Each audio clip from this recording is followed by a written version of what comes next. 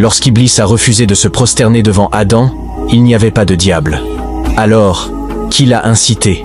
Quand le diable a désobéi à Dieu, qui était son diable? Écoutez cette vidéo jusqu'à la fin pour comprendre qui est notre véritable ennemi. En réalité, notre véritable ennemi est l'âme.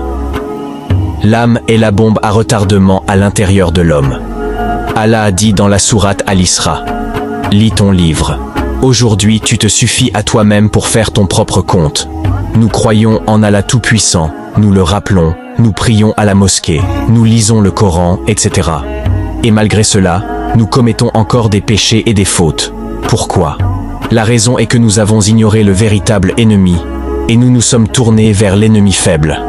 Allah dit dans le Coran: le stratagème de Satan est faible. Le mot âme dans le Coran est un mot extrêmement important et il est mentionné dans de nombreux versets du Coran. Allah Tout-Puissant dit: nous avons créé l'homme et nous savons ce que son âme lui suggère et nous sommes plus près de lui que sa veine jugulaire. Et dans la sourate Ghafir, il dit: aujourd'hui, chaque âme sera rétribuée selon ce qu'elle a acquis. Pas d'injustice aujourd'hui. Allah est prompt dans ses comptes et dans la sourate Al-Muddathir, il dit: chaque âme est otage de ce qu'elle a acquis. Remarquez que les versets précédents tournent tous autour de l'âme. Alors, qu'est-ce que cette âme?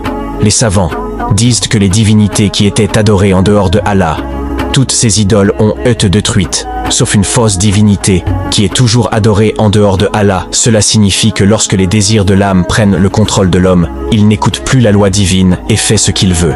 Il y a un exemple de cela lorsque Caïn a tué son frère Abel. Allah Tout-Puissant dit: son âme l'incita à tuer son frère. Quand vous demandez à quelqu'un qui a commis un péché et qui ensuite a regretté et s'est repenti devant Allah, pourquoi a-t-il fait cela? Il vous répondra: c'est Satan qui m'a tenté. Cela prouve que derrière chaque acte interdit se cache un diable.